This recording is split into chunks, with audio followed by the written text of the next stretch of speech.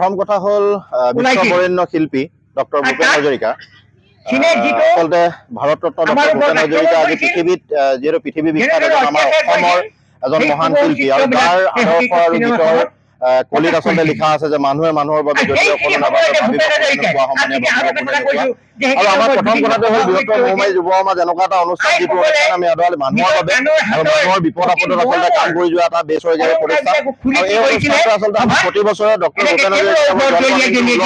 আয়োজন কৰোঁ আৰু এই গাঁৱৰ ভিতৰত এটা অনুষ্ঠান বৃহত্তৰ মৌমাৰী যুৱ সমাজে ডক্টৰ ভূপেন হাজৰিকাদেৱৰ যিবিলাক আদৰ্শ তেখেতৰ গীতৰ কলি যিবিলাক আচলতে যুৱ প্ৰজন্ম তথা উঠি অহা প্ৰজন্মৰ মাজত যাতে আমি সিঁচৰিত কৰি ৰাখিব পাৰোঁ বা বিশাল কৰি ৰাখিব পাৰোঁ বা তেওঁলোকক আমাৰ ভূপেন হাজৰিকাৰ বিষয়ে যাতে দেশ বাই দেশ পাৰোঁ তাৰ প্ৰচেষ্টাত আচলতে আমি এই আয়োজন কৰিছোঁ।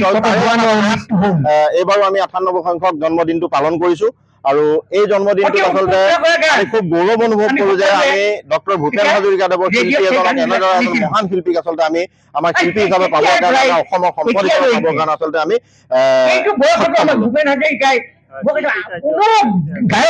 বৰ্তমান কাৰ্যসূচী আমাৰ কণ কণ উঠি অহা যিসকল ছাত্ৰ ছাত্ৰী আছে তেওঁলোকৰ আচলতে গীত পৰিৱেশন হ'ব। আচল কথাটো হ'ল যুৱ সমাজৰ প্ৰথম প্ৰয়াসটো হৈছে তেওঁলোকক আমি মঞ্চ প্ৰদান কৰিম আৰু তেওঁলোকক উঠি অহা যিসকল কণ কণ ছাত্ৰ ছাত্ৰী যাৰ মুখত হয়তো ভূপেন হাজৰিকাৰ ভৰটো ফুটিবলৈ আৰম্ভ কৰিছে তেনেকুৱা মুখৰ আচলতে যিবিলাক শিল্পীসকলৰ আচলতে গীত নাট বিভিন্ন ধৰণৰ নৃত্য আৰু লগতে আচলতে এটা নৃত্যৰ পিছতে বা এটা গীতৰ পিছতে তেখেত ভূপেন হাজৰিকাৰ বিষয়ে আমি বিশদভাৱে বহলভাৱে চৰ্চা কৰিম যাতে আমাৰ এটাই প্ৰয়াস যে ভূপেন হাজৰিকাৰ গীতটো গোৱাৰ লগে লগে বা গীতটো বনোৱাৰ লগে লগে ভূপেন হাজৰিকাৰ বিষয়ে প্ৰতিজন অভিজ্ঞ ব্যক্তি আচলতে এটা মন্তব্য প্ৰদান কৰিব আৰু যিটো মন্তব্যৰ যোগেদি তেওঁলোকৰ হিৰে হিৰে আচলতে ভূপেন হাজৰিকা কোন বা ভূপেন হাজৰিকাৰ আমাৰ গোটেই অসমীয়া জাতিটোৰ গঠন প্ৰক্ৰিয়াত আচলতে